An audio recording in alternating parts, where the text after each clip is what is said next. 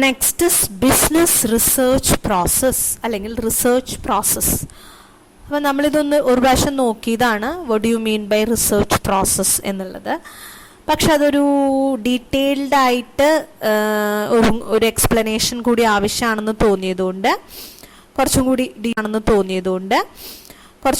Detailed ആയിട്ട് നമ്മൾ പോവാണ്. So research process, whether it be business research or let it be any type of research, it starts with choice of the research area. നമ്മൾ research ചെയ്യാൻ ഉദ്ദേശിക്കുന്ന area ഏതാണ് അതാണ് നമ്മൾ ആദ്യം ചൂസ് ചെയ്യുക. ഇപ്പം നമ്മൾ മാനേജ്മെൻറ്റ് ഇപ്പോൾ ഒരു ആണെങ്കിൽ നമ്മളത് വെദർ ഇറ്റ് ഇസ് ഇൻ നമ്മളിപ്പോൾ ഏരിയാസ് ഓഫ് ബിസിനസ് റിസർച്ച് പറഞ്ഞില്ലേ, whether it is marketing research, production, finance, personal, management, voters. അപ്പോൾ ആ ഒരു ഏരിയ ചൂസ് ചെയ്യുക. ദെൻ റിവ്യൂ ഓഫ് ലിറ്ററേച്ചർ എന്ന് വെച്ചാൽ നിലവിൽ ആ ഒരു പെർട്ടിക്കുലർ ഏരിയയിൽ ഒരുപാട് റിസർച്ചസ് നടന്നിട്ടുണ്ടാവാം. മേ ബി നമ്മളിപ്പോൾ HR സെലക്ട് ചെയ്തു വിചാരിക്കൂ. HR വർക്ക് ലൈഫ് ബാലൻസ് അതാണെങ്കിൽ ആസ് ഓൺ നൗ നമ്മളിപ്പോൾ ഒരു 2020 നിൽക്കുന്നത്. സോ 2020 വരെ എന്തെല്ലാം സ്റ്റഡീസ് ഓൾറെഡി വർക്ക് ലൈഫ് ബാലൻസിൽ നടന്നിട്ടുണ്ട് എന്നുള്ളതാണ്. അപ്പം ഇതിലെന്താ കാര്യം എന്ന് വെച്ച് കഴിഞ്ഞാൽ നമ്മളൊരു അക്കാദമിക് വ്യൂ പോയിന്റിൽ റിസർച്ച് ചെയ്യുമ്പോൾ എന്താ ആവശ്യം എന്ന് വെച്ച് കഴിഞ്ഞാൽ നമുക്ക് എന്തെങ്കിലുമൊക്കെ റിസർച്ച് ചെയ്തിട്ട് കാര്യമില്ല. ഒരു ഏരിയ ഉണ്ടെങ്കിൽ ആ ഒരു ഏരിയയിൽ so far what all things have happened എന്ന് നമ്മൾ കണ്ടുപിടിക്കണം. എന്നിട്ട് എന്തെല്ലാം കാര്യങ്ങൾ ഹാപ്പൻ ചെയ്തു എന്ന് കണ്ടുപിടിച്ചതിന് ശേഷം എന്നിട്ട് വേണം നമ്മൾ എന്ത് ചെയ്യാൻ, ഇനി എന്ത് അവിടെ കണ്ടുപിടിക്കണം അല്ലെങ്കിൽ extra waters to be added എന്ന് ഡിസൈഡ് ചെയ്യാൻ. അതെങ്ങനെയാണ് നമ്മൾ അറിയാം? Till now what all studies have been done in area എന്നറിയണമെങ്കിൽ നമ്മൾ ലിറ്ററേച്ചർ റിവ്യൂ ചെയ്യണം. എന്ന് വെച്ചാൽ ഒരുപാട് ആൾക്കാർ റിസർച്ച് ചെയ്ത് ആർട്ടിക്കിളായിട്ട് പലയിടത്ത് പബ്ലിഷ് ചെയ്ത, പല ജേർണൽസിലായിട്ട് പബ്ലിഷ് ചെയ്ത കാര്യങ്ങൾ വായിച്ച് മനസ്സിലാക്കി നമ്മൾ വെക്കുക എന്നുള്ളതാണ്. After that formulation of research questions അല്ലെങ്കിൽ ഡിഫൈനിങ് പ്രോബ്ലം. അതിൽ നിന്നാണ് നമ്മളുടെ റിസർച്ച് ക്വസ്റ്റ്യൻ എന്താണ്, ആ റിസർച്ച് ക്വസ്റ്റ്യൻ ആണ് ആക്ച്വലി പ്രോബ്ലം എന്താണെന്നുള്ളത്. ഇപ്പം ബിസിനസ് റിസർച്ച് ആണ് നമ്മളെങ്കിൽ ഒരു വ്യത്യാസം എന്താ വെച്ചാൽ ഈ ഏരിയ ചൂസ് ചെയ്യുക, റിവ്യൂ ഓഫ് ലിറ്ററേച്ചർ നടത്തുക എന്നുള്ളത് ചിലപ്പോൾ നമുക്ക് ചെയ്യേണ്ടി വരില്ല. കാരണം ഓൾറെഡി ചെയ്യേണ്ടി വരും. പക്ഷെ അത് ആദ്യം ചോയ്സ് ഓഫ് ഏരിയ അല്ലെങ്കിൽ ലിറ്ററേച്ചർ റിവ്യൂ ആയിരിക്കില്ല. ഒരു മാർക്കറ്റിംഗ് റിസർച്ച് ആണെങ്കിൽ കറൻ്റ്ലി നമ്മളുടെ പ്രോഡക്റ്റിൻ്റെ ഡിമാൻഡ് കുറയുകയാണ്. സോ അവിടെ ഓൾറെഡി ഒരു ഡിഫൈൻഡ് പ്രോബ്ലം ഉണ്ട്. അപ്പം അതാണ് നമ്മുടെ study. So that is your research question, why there is a constant decrease in demand for our product. അതാണ് നമ്മളുടെ റിസർച്ച് ക്വസ്റ്റ്യൻ, അതാണ് നമ്മുടെ പ്രോബ്ലം. പക്ഷെ that's not the case with every other research. നമ്മളെ ബിസിനസ് റിസർച്ച് ബിസിനസ് ഓർഗനൈസേഷനുമായി related ആയിട്ടുള്ള research ആയതുകൊണ്ട് തന്നെ ചില സമയത്ത് പ്രോബ്ലംസ് റെഡിമെയ്ഡ് ആയിട്ട് ഉണ്ടാകാം. എന്നിട്ട് നമ്മൾ ആ പ്രോബ്ലത്തിൻ്റെ ബേസിൽ റിവ്യൂ നടത്തി ഏരിയ ഐഡൻറ്റിഫൈ ആണ് ചെയ്യാറ്. പക്ഷെ അക്കാദമിക് റിവ്യൂലൊക്കെയാണ് റിസർച്ച് എങ്കിൽ normally you have to choose then you will have to do the research review and then you have to reach upon a research question or define the problem. അതിനുശേഷം you have to formulate an hypothesis എന്ന് പറഞ്ഞാൽ review വായിച്ചതിൻ്റെ ബേസിലും നമ്മൾ problem define ചെയ്തതിൻ്റെ ബേസിലും നമ്മൾ എത്തിച്ചേരുന്ന assumptions ആണ്. നമ്മൾ പറഞ്ഞല്ലോ prepositions which are in A testable form, അതിനെയാണ് നമ്മൾ ഹൈപ്പോത്തസിസ് എന്ന് പറഞ്ഞത്. സോ ഫോർമുലേഷൻ നടത്തി ഹൈപ്പോത്തസിസിൻ്റെ, അതിനുശേഷം you are deciding upon the research design. നമ്മൾ ഡിസ്ക്രിപ്റ്റീവ് ആണോ എക്സ്പ്ലോറേറ്ററി ആണോ, what is the research type എന്നുള്ളത്, നമ്മൾ എങ്ങനെ ഡേറ്റ കളക്ട് ചെയ്യും, സാമ്പിൾ എന്താണ്, sampling technique, all that comes under research design. ഒരു blueprint of the research ആണ്. Then it is followed by data collection. Then you have data processing analysis. Then you have to interpret data. Then formulate conclusion and you have to prepare Then from report, from that you have to reach generalization. പിന്നെ അങ്ങനെ generalisation കഴിയുമ്പോൾ നമ്മുടെ work തീർന്നു. ഇനി നമ്മൾ അങ്ങനെ ചെയ്തു വെച്ച വർക്കിൽ നിന്നായിരിക്കും ഇനി ഒരാൾ defining the new problem. So this thing goes on.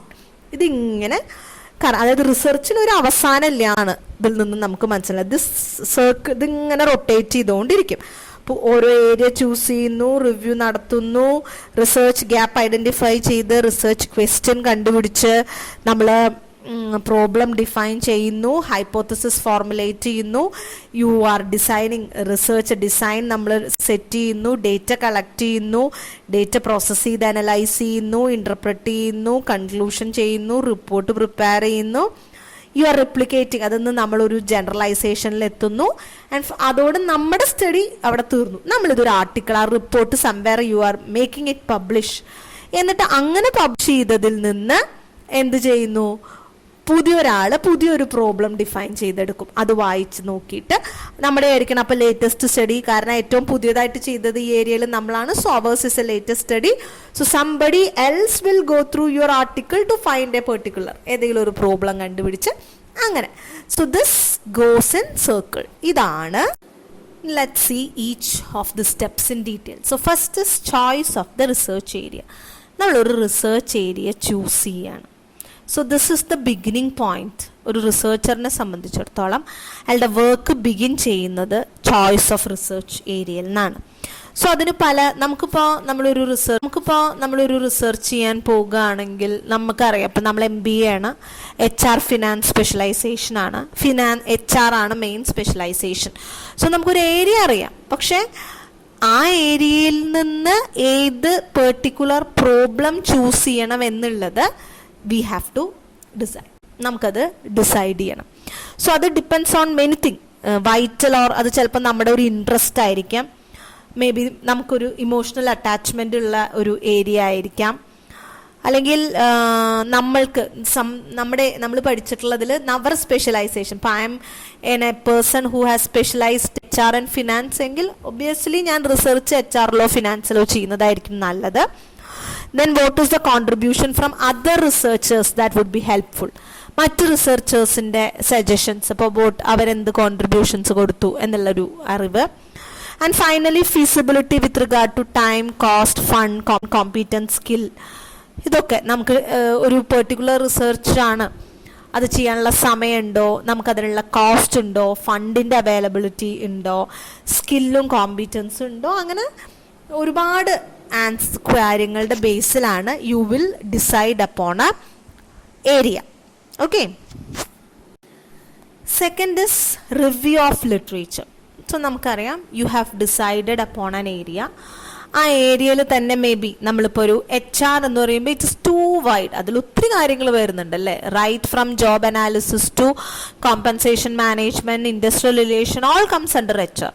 So നമുക്കതെല്ലാം കൂടി നമുക്ക് റിസർച്ച് ചെയ്യാനൊന്നും പറ്റില്ല. So out of a general topic, വളരെ ബ്രോഡായിട്ട് നിന്ന് യു ഹാവ് ടു പിന്നെ നാരോ ഡൗൺ ചെയ്യണം, പിന്നെയും നാരോ ഡൗൺ ചെയ്യണം. അങ്ങനെ നമ്മൾ വളരെ സ്പെസിഫിക് ആയിട്ടുള്ളൊരു ഏരിയയിൽ എത്തണം. അപ്പം അങ്ങനെ എത്തണമെങ്കിൽ you have to read a lot of studies done by other researchers. HR-ൽ ചെയ്യുന്ന ഇപ്പോഴത്തെ റിസർച്ചേഴ്സ് ആരാ? വോട്ടോൾ സ്റ്റഡീസാണ്. ഇപ്പോഴത്തെ റെലവൻ്റ് ആയിട്ടുള്ള ഏരിയ ഏതാണ്, ഫ്ലറിഷ് ചെയ്യുന്നൊരു ഏരിയയാണ്, അങ്ങനെയൊക്കെ അന്വേഷിച്ച് പിടിച്ച് you will have to do so much of research review. അപ്പം അതിനാണ് review of literature. Basically well known publishers publish ചെയ്യുന്ന അവരുടെ ജേണൽ ആർട്ടിക്കിൾസ്, റിനോവ്ഡ് ആയിട്ടുള്ള റിസർച്ചേഴ്സ് എഴുതുന്ന പേപ്പേഴ്സ്, ഇതൊക്കെയാണ് നമ്മൾ normally you do for review of literature. നമ്മൾ അങ്ങനെയാണ് ചെയ്യുക. Next is formulation of research question ആണ്. So it means you are going to define the problem. So what is a problem എന്നാണ് നമ്മൾ ആദ്യം പറയണത്.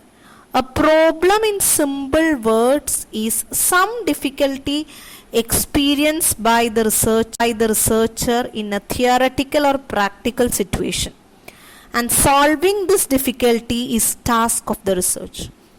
വളരെ സിമ്പിളായിട്ട് പറഞ്ഞാൽ ഇതാണ് ഒരു പ്രോബ്ലം. ഒരു റിസർച്ചർ ഒരു ഏരിയനെ കുറിച്ച് റിവ്യൂ ഒക്കെ നടത്തി ഒരു റിസർച്ചർ ഇങ്ങനെ പ്രൊസീഡ് ചെയ്ത് മുമ്പോട്ട് പോകുമ്പോൾ തിയററ്റിക്കലായിട്ടോ പ്രാക്ടിക്കലായിട്ടോ ഉള്ള ഒരു സിറ്റുവേഷനിൽ എന്തെങ്കിലും ഒരു ഡിഫിക്കൽട്ടി ആ ഒരു റിസർച്ചർക്ക് എക്സ്പീരിയൻസ് ചെയ്തു. മോട്ടിവേഷൻ ആണ്. അപ്പം മോട്ടിവേഷനിൽ ഇങ്ങനെ റിസർച്ച് ചെയ്തു. മാസ്ലോൻ്റെ മോട്ടിവേഷനെ കുറിച്ചൊക്കെ നമ്മളിങ്ങനെ വായിച്ചു, അതിൻ്റെ നെഗറ്റീവ്സൊക്കെ നമ്മളിങ്ങനെ വായിച്ചു. അപ്പം നമുക്കിങ്ങനെ പെട്ടെന്ന് തോന്നുകയാണ്, മാസ്ലോൻ്റെ മോട്ടിവേഷൻ ഇസ് ഇറ്റ് പേഴ്സണാലിറ്റി ട്രയറ്റ്സുമായിട്ട് എന്തെങ്കിലും റിലേഷൻ ഉണ്ടോ? നമ്മളീ പറയുന്ന പോലെ ഓരോ ലെവൽ ഓഫ് നീഡിൽ ആണോ ഓരോ ആൾക്കാർ ഓരോന്നോ അങ്ങനെയാണോ? ഇറ്റ് ഹാസ് അത് anything related to the personality of a person? അങ്ങനെ നമുക്ക് കുറച്ച് സംശയങ്ങൾ വരികയാണ്. അല്ലെങ്കിൽ വെദർ ഇതൊരു ഇതൊരു ജസ്റ്റ് ഒരു തിയററ്റിക്കൽ കൺസെപ്റ്റ് മാത്രമാണോ, വെദർ അതിനൊരു പ്രാക്ടിക്കൽ സിറ്റുവേഷനിൽ ഇസ് ഇറ്റ് ആപ്ലിക്കബിൾ? സോ അങ്ങനെ വായിച്ചു വരുമ്പോൾ നമുക്ക് ഫേസ് ചെയ്യുന്ന അത്തരം സംശയങ്ങളാണ് ആക്ച്വലി നമ്മുടെ പ്രോബ്ലം എന്ന് പറയുന്നത്. ഓക്കെ.